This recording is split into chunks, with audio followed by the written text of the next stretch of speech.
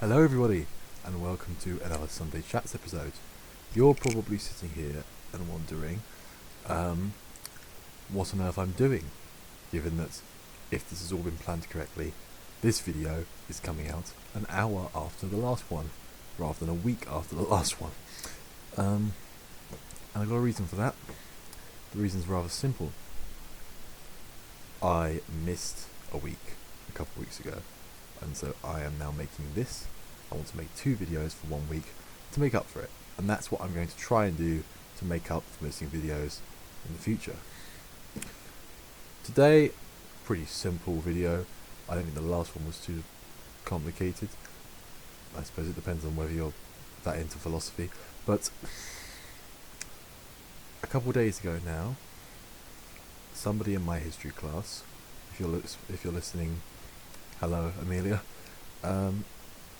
asked me for help on the difference between 2 economic systems in Britain in the 20th century. Because for those that don't know, I do A-level history, and one of my units is the making of modern Britain under the AQA. You need to think about that for a second. The AQA exam curriculum. Oh, by the way, those that are new here, my videos are very much just talking to a camera.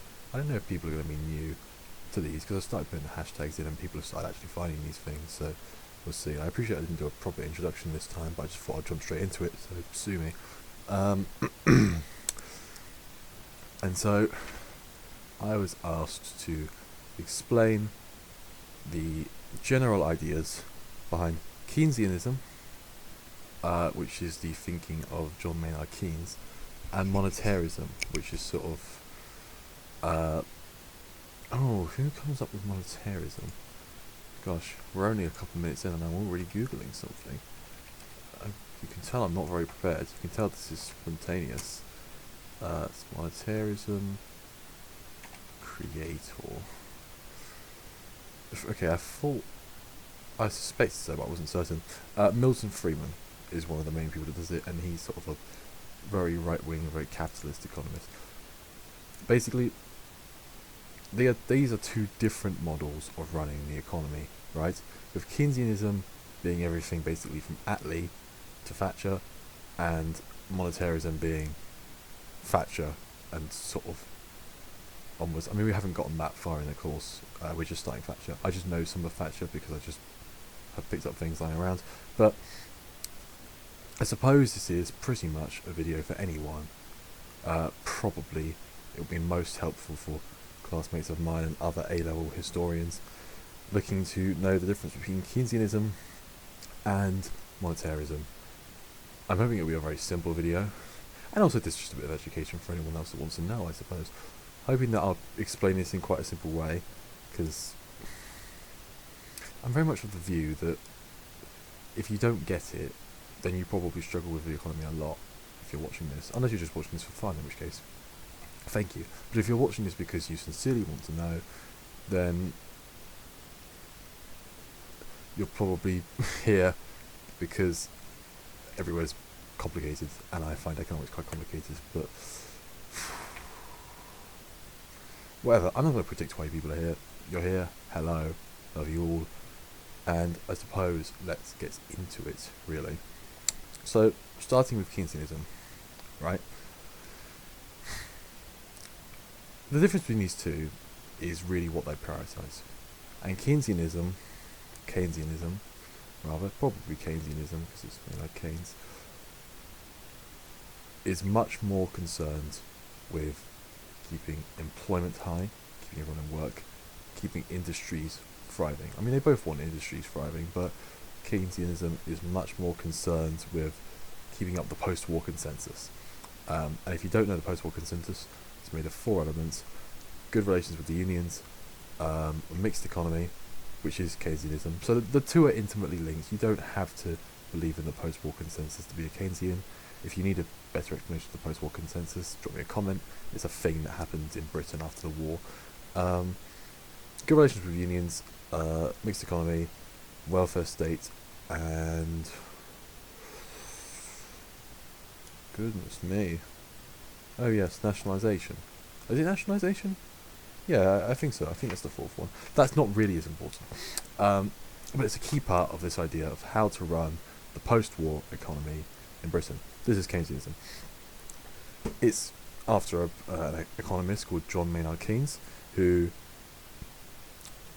does work as an economist for the British government for a while. He negotiates the trade agreement between America and the UK called the Anglo-American Agreement, which I want to say is in 47. I say trade agreement, it's a loan agreement, really, is what it is,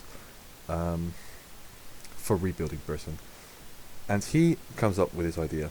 Keynes looks at sort of the way that the economy works and notices a bit of a vicious cycle, and in his mind this is how sort of depressions happen. Okay? He notices that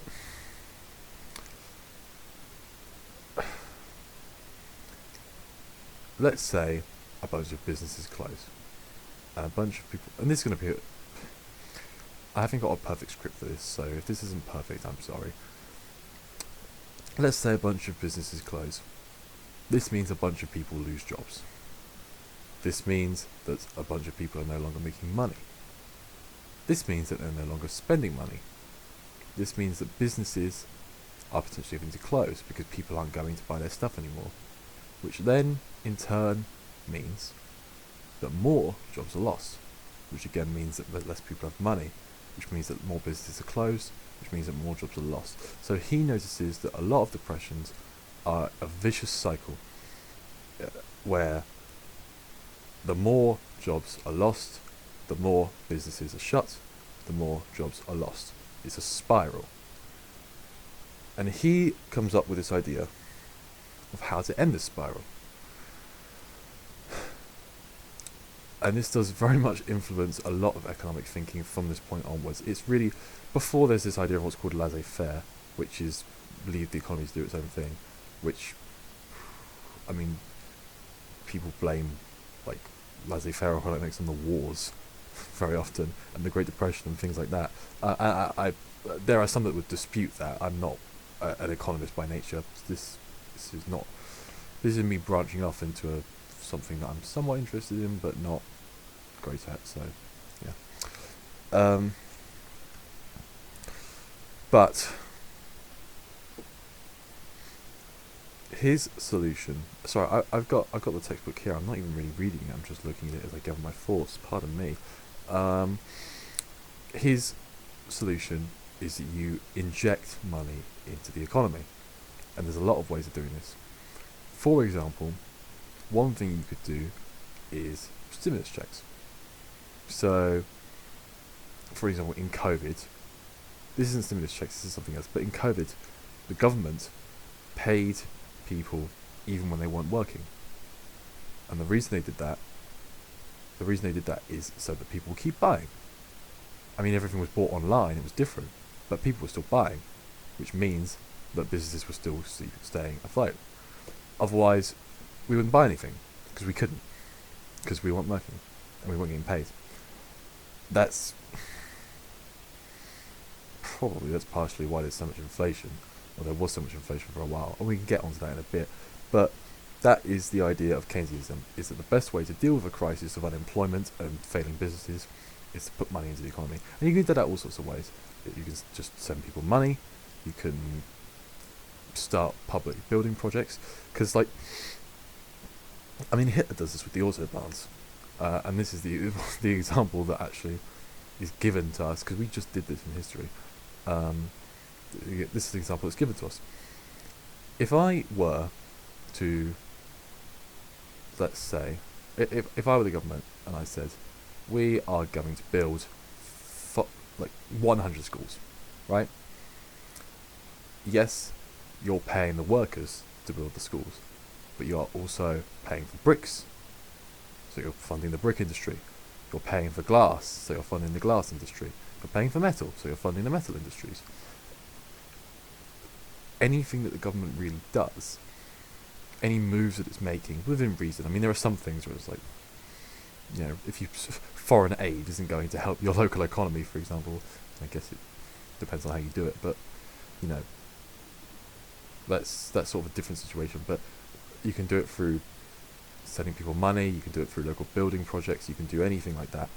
government involvement in the economy is seen as a way of sort of revitalising the industries, breathing new life into the businesses and the economies. That is Keynesianism. And this sincerely has issues. And Keynes goes so far as to think that the government rather, should be willing to get into debt at times to do this. He doesn't see that much of a problem with that.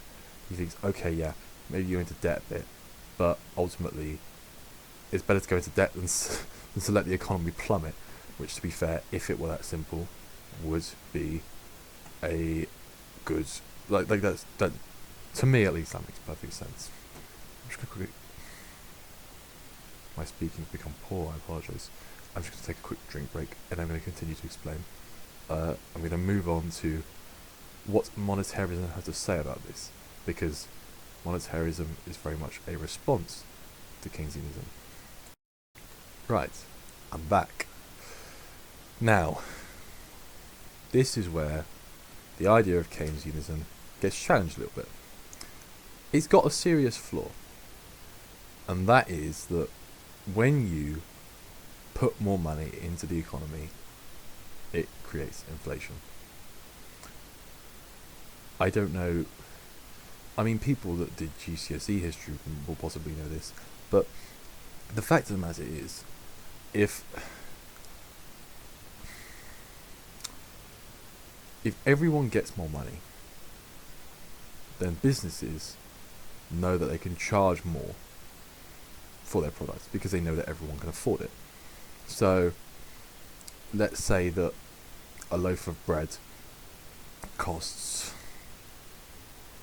Oh gosh, it's going to make me sound like a Tory if I try and guess what a loaf of bread costs.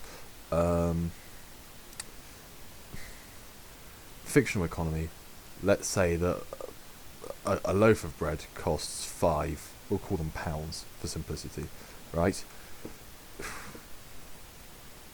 If everyone wakes up, let's say they had £100 in their banks, right? A loaf of bread probably wouldn't cost £5 if they had £100 total, but ignore the details, right? A loaf of bread costs £5 and everyone has £100 in their bank account. Let's say everyone wakes up the next morning and they've got £200 in their bank account. Provided that people could obviously afford bread before, the person that's selling the bread knows that people can afford bread raised to £10 because they paid for 5 when they had 100.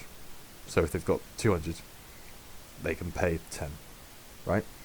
And so he raises it by 10. That's the problem with giving people too much money. And that's what monetarism points out, especially in the form of...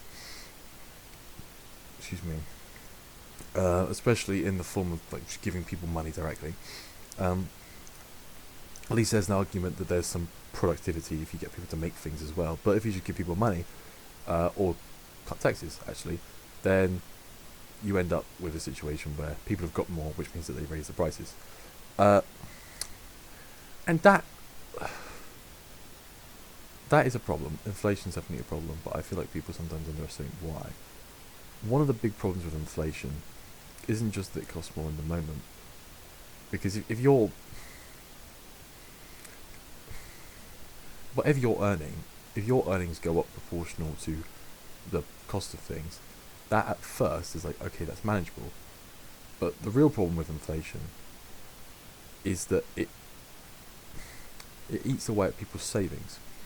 So we're going back to our bread. We're going back to our fictional currency here. Let's say that over your life you have stored away £1,000 in savings. Well, no, let's make this like not realistic. Okay, let's say that you've got... I don't know. Right, let's say that you want to get a house by 25 and it's £50,000. Okay? And let's say that when you were younger, it did cost £50,000. And you are working an amount where you are set to earn £50,000 by the time you're 25. Because of inflation, it could be that because everything's gone up in value, by the time you are 25, it could cost £70,000, right? And that gets worse the later on you go in life, because your savings become worth less. Not worthless, but worth less. So, the problem with that, and this is where monetarism comes in, the point of monetarism is to limit inflation. And the reason why is because, I mean, this all goes back to the sort of political thinking behind people like Friedman. The idea is that ultimately people are working so that they can afford better lives for themselves. But if you have rapid inflation, then people won't necessarily be able to afford better lives for themselves. I mean, that's the problem, especially now with inflation, that a lot of older people are having, is that what they've saved over their lives isn't worth as much.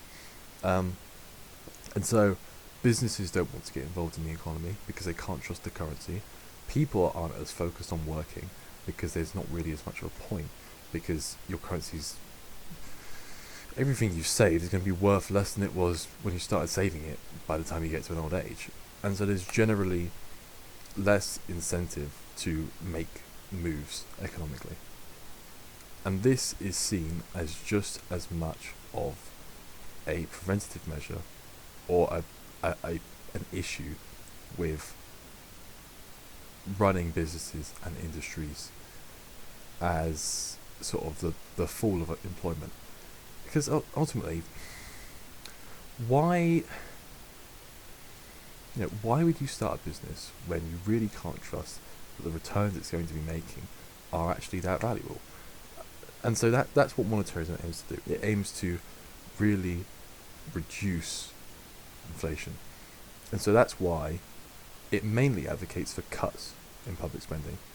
Monetarism strongly believes, if you throw too much money at people, then it will cause a negative effect in the long run. And that's why you have things like austerity and austerity budgets. And there are other reasons for it too, of course, but that is what it comes down to at the end of the day.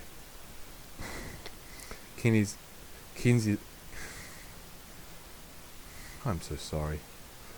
Keynesianism wants to reduce unemployment, so it puts as much money into the economy as possible to increase business or to get businesses doing stuff again. Monetarism, it's like, okay, that's a great idea, but if you give people money, the money becomes worth less because businesses know that they can raise the cost of things, and you can't. Thing is, it's like, yeah, well, obviously you could just say, well, why don't the businesses don't do that? But let's say you are a construction company. If you know that your suppliers are going to raise costs because they know about inflation, you will have to raise costs as well. Otherwise, your business is going under. Same as the person that's same. I know it's a whole process. So you can't really say to an individual business, "Stop it, you naughty." That harms the British people because they've got to keep up with their own sort of internal structure. Or their internal sort of supply, not internal, but their supply chain. They need to keep up with their supply chain. So that's really the big difference between the two. I appreciate this video has been quite rambly, because it's not been especially prepared, truth be told. It simply hasn't. I just wanted to record this because I was very much in the mood to do a video on this topic. I'm hoping that it will be helpful for some. I'm just flipping to the page on monetarism as I speak to you because I want to double check that I haven't missed an important element of it, and I really don't think I have.